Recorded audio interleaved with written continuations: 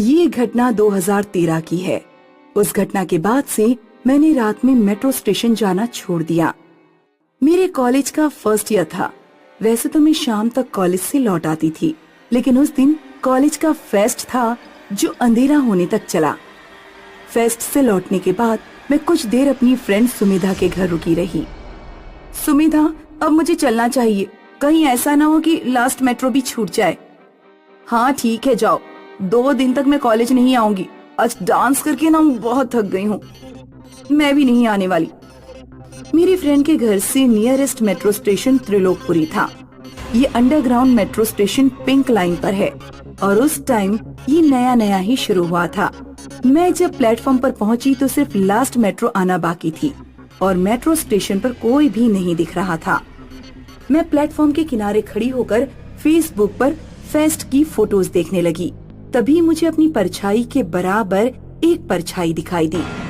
मैंने दाएं बाएं देखा तो आसपास कोई भी नहीं था। एक तेज हवा का झोंका आया। मुझे लगा कि मैं कहीं प्लेटफॉर्म पर ना गिर जाऊं, इसलिए मैं पीछे हटकर खड़ी हो गई। मुझे अपनी आंखों पर विश्वास नहीं हो रहा था।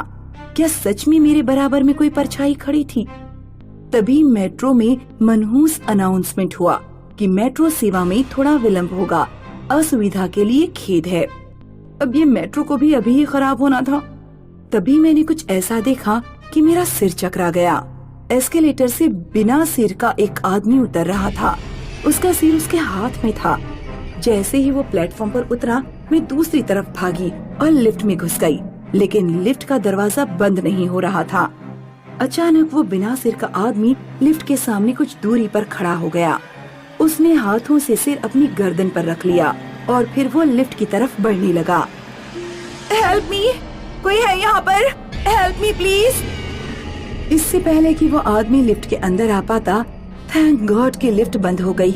लिफ्ट ऊपर गई, लेकिन लिफ्ट के दरवाजे ने फिर मुसीबत में डाल दिया। अब ऊपर वाले फ्लोर पर दरवाजा खुल ही नहीं रहा था। लिफ्ट मुझे फिर से नीचे प्लेटफॉर्म पर ले जाने लगी। मैंने सुमिधा को कॉल किया, लेकिन वो फोन नहीं उठा रही थी। सुमिधा यार, फोन उठा ले। आखिरकार लिफ्ट नीचे आकर खुल गई। सामने वो आदमी नहीं था। मैंने दाएं बाएं देखा, वो कहीं नहीं था। मेट्रो में फिर अनाउंसमेंट हुआ कि मेट्रो 5 मिनट में आने वाली है। मैं डरते डरते लिफ्ट से बाहर निकली। जिंदगी में पहले कभी मेरे साथ ऐसा कुछ भी नहीं हुआ था। मेरी पूरी बॉडी पसीने से भीग रही थी। दूसरी तरफ के प्लेटफॉर्म पर मुझे एक सफाई वाला झाड़ू लगाते हुए दिखा। तब मेरी कुछ हिम्मत बंधी। मैं जानबूझकर काफी दूर चलकर गई और जिधर वो सफाई वाला झाड़ू लगा रहा था, उसके सामने ही बेंच पर बैठ गई। दूसरे प्लेटफॉर्म पर मेट्रो आई। मेट्रो में लोग दिखे तो मेरा डर और भी कम हुआ। जब मेट्रो चली गई तो वो आदमी जो झाड़ू लगा रहा था गायब हो चुका था। एक बार फिर से मैंने पूरे प्लेटफॉर्म पर खुद को अकेला पाया। तभी सुमिधा का फोन आ गया। हेलो सुमिधा, यार यहाँ मेट्रो पर पता नहीं क्या हो रहा है। क्या हो रहा है? तुम्हें लड़के छेड़ रहे हैं क्या? नहीं, लड़के नहीं छेड़ रहे, लेकिन कुछ अजीब चीजें हो रही हैं। मैं सुमिधा को सब कुछ बता ही रही थी कि मुझे ट्रेन की पटरियों पर वही आदमी चलता दिखाई दिया जिसे मैंने अभी कुछ देर पहले दूसरी तरफ के प्लेटफॉर्म पर झाड़ू लगाते देखा था। तभी मेट्रो का हॉर्न सुनाई दिया। मैंने उस आदमी को आवाज दी, हे, पटरियों से हट जाओ, ट्रेन आ रही है। लेकिन उसने मेरी आवाज नहीं सुनी।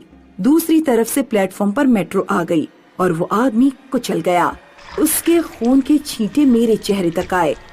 मैं सीढ़ियों से ऊपर मेट्रो स्टेशन के बाहर भागना चाहती थी, लेकिन तब तक मेरे प्लेटफॉर्म पर मेट्रो आ गई और मैं मेट्रो में चढ़ गई। पूरा मेट्रो खाली था, सिर्फ 1-2 लोग ही दिखाई दे रहे थे। अगले दिन सुमिधा अपने भाई के साथ मेरे घर पहुंची। तब मैंने उसे सब कुछ बताया। हालांकि सुमिधा को मेरी बातों पर विश्वास नहीं हो रहा था। मैं समझ गया दीपिका, तुम्हारे साथ क्या हुआ है।